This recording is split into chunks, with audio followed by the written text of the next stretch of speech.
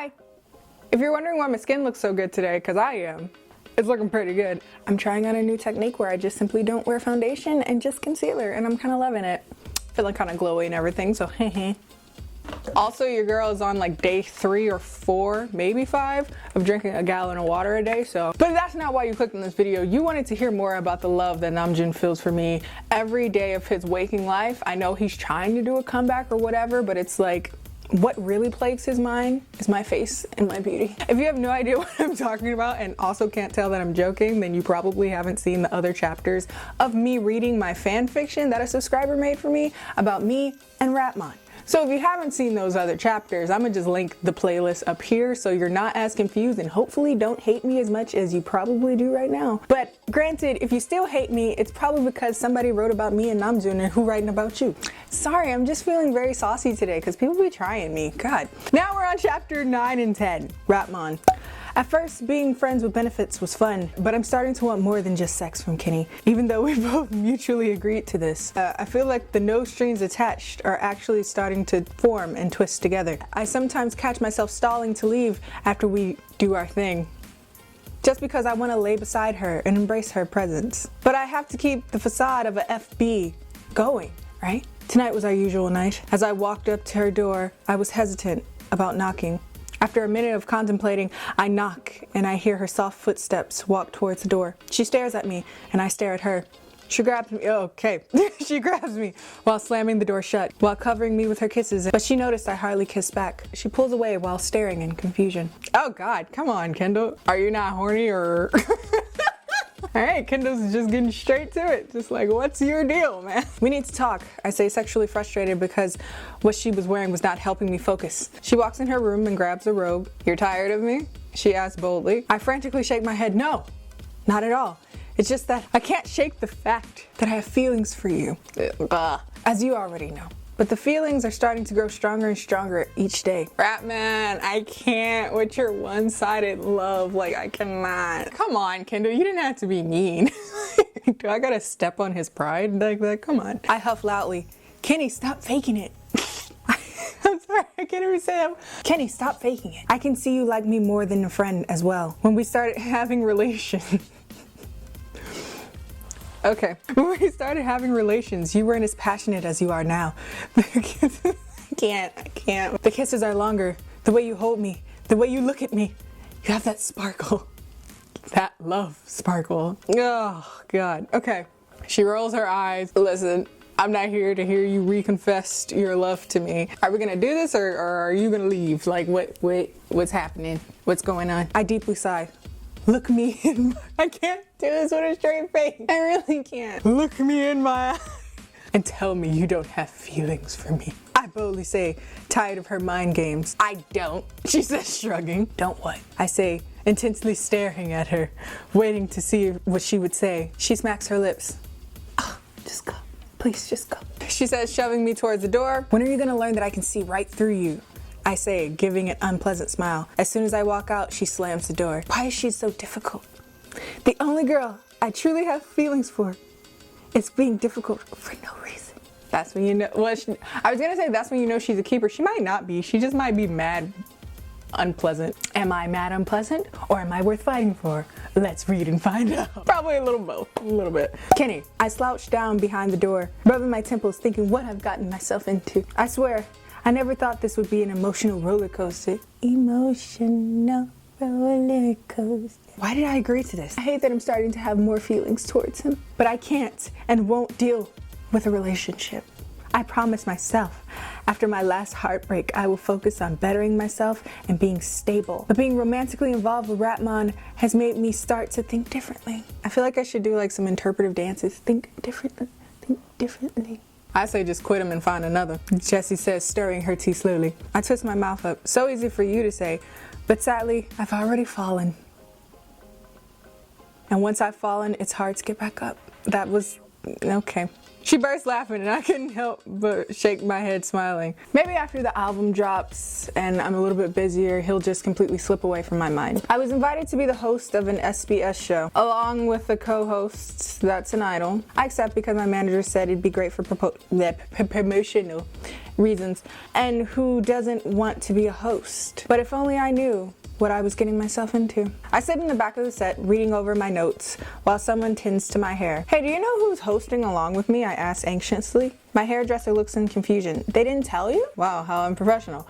Well, I don't know if it's official, but I've heard that it's Ratmon, she says with an excited smile. At that moment, I choked on my water and I almost had to be revived by a cameraman. Are you okay, ma'am? The hairstylist asks. I'm fine, just a bit shocked, that's all. I say, getting my composure together. Back to Ratmon. The only reason why I accepted this job was because of Kennie, but I wasn't informed that she didn't know that I was hosting along with her. I could tell how she ignored me at the beginning of the show, but somehow with the awkwardness, we pulled it off. But it was hard, being that the person we were interviewing right now was Jay Park. Oh God, okay.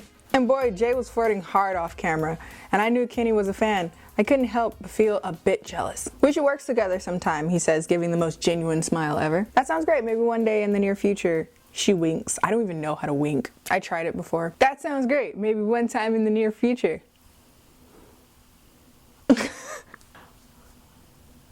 Like, I always look like I have like a sinister plan. It's never like cute. After that, we did a segment where we had to interview each other. I smile at the question, so how was it working with my group BTS for you? She giggles, because apparently I giggle now. It was an incredible experience. What do you think of my music? She asks, looking completely down at the card, then back to the camera. That's mad awkward. This is the person over here. What do you think of my music? It's unique and very creative, just like you. I say, easing my charm in. She tries to hide her smile, even though I could tell she was a bit uncomfortable. Nobody else noticed. Once the filming was over, I decided to stop by her room. My point of view again, once I heard the knock on the door, I knew it was him. I wanted to ignore, but I couldn't. I opened the door, making sure no one was watching, and I allowed him in. Whatever you gotta say, make it quick. I say, getting my things together. Kennie, do you feel the same way about me? His eyes stare at me curiously. I lift my eyebrow. Said, how would we make a relationship work? Especially me being black and me just starting out. And aren't you under contract? Yes, but there are many relationships that idols have. They're just not public. Even ones that are public are still private, but they're like the normal standard couple, i.e. both Korean. So his eyes grow weary. I'm tired of having relations. Can we just find a better word for the term sex? I just want to have intercourse with you. Yeah, intercourse with you. Relations. I'm tired of having, okay, I'm just gonna say sex because relations is terrible. I'm tired of having sex with you just for fun. I want to embrace you. Have something that means more than just lust or a quick fix. Because you're more to me than just a bang buddy. Kennie, I love you. Dying. My heart skips a beat. I didn't expect him to be so serious and pour his heart out. He really wants to make this thing work, but I'm just not ready. I shake my head confused by everything. Rap, just go. Just leave, Rap. I say, turning away from him. He stalls for a moment, but he slams the door behind him. I love him too, sadly. That's the end of chapter, what is this, chapter 9? Chapter 10, starting off with Ratmon. I try to... Oh, I'm a terrible person. I try to fight the anguished tears as I'm led to the car by security. I sigh in frustration. Why is that funny to me? I'm a terrible person. Okay. I sigh in frustration and think of how I can make her mine. But I then decide she never will be. Let's just face it. We are an impossible couple.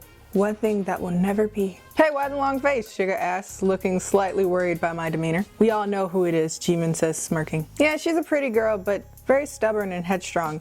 You should just stop pursuing her, Jungkook says. Nah, fam. I'm not going down without a fight. Am I rubbing off on him? Is he saying nah, fam now? Okay. Suddenly, the guy bursts into laughter. Oh, God, she's rubbing off on him.